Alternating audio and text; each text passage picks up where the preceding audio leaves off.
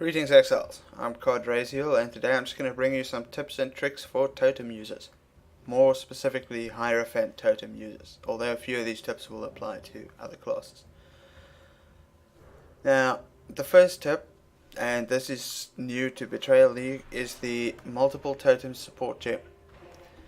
Now, while this doesn't really benefit us much in our main skill links for Hierophants because we already have 3 or 4 totems, it does benefit us for support totems. Now I've seen a lot of totem characters running around and they're not using the multiple totem support at all. And this is because you see multiple totems and you're like, alright, well, this is for my main skill. But I don't believe that was GGG's only intention for this. And it's also primarily the reason I went for a chaos damage build, as this is where it's most visibly useful. So this is a Dark Pact Totem character with 4 Dark Pact Totems. And this, coupled with Ritual of Awakening, gives us 2% base mana regeneration, as well as 4% life regeneration and 12% more damage. That's cool and all, and this is how most people are playing their totem builds now. However, if you use the multiple totem support gem, which allows you 2 additional totems, you can, especially on chaos damage builds, summon your 4 original totems as well as 2 wither totems.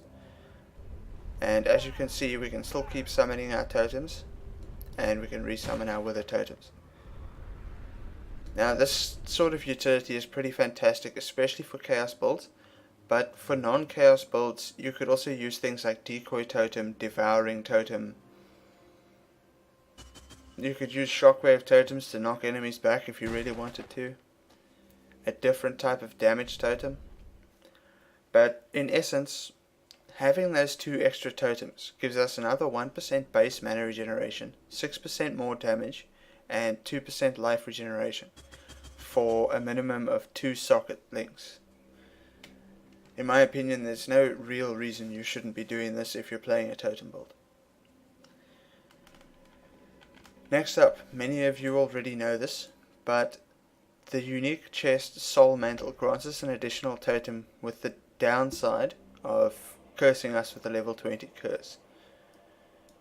Now, if we take 2 Kikazaru rings, which reduce the effect of curses on us by 40% apiece, we only take 20% of the effect of those curses, and we can then use the self-flagellation jewel and get up to 260% increased damage, which now, with the fact that we summon multiple totems at a time, it's really easy to sustain the 13 curses.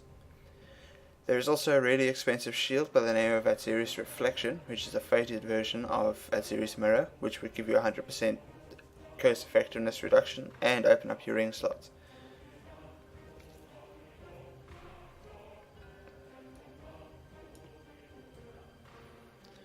So, if you haven't already, the Soul Mantle Kikazaru self-flagellation setup is worth looking into again because of how quickly we can summon our totems now.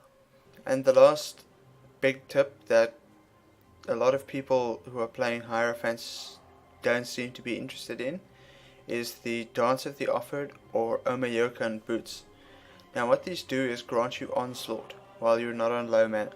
And as a Hierophant, it's really easy to regenerate enough mana to negate this downside.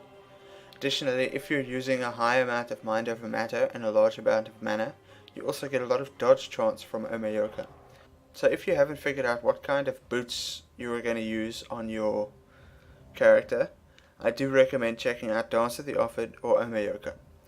With the incursion content in the game, these are pretty cheap to make or buy. And overall, they're just really good boots for Hierophant totem builds.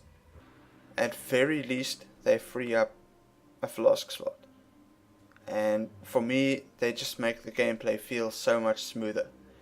Since these boots came in Incursion, I can't imagine playing a totem build without them. Anyway, there are 3 tips for you Totem players out there, and you know, maybe you knew about 2 of them, maybe you knew about all of them, but I just wanted to get this out there so that you guys can really make the most of your Totem builds. So with all that said, I'd like to thank you for watching, and good luck, and stay juicy, and enjoy Betrayal League. Like the video, or dislike it, whichever, and subscribe.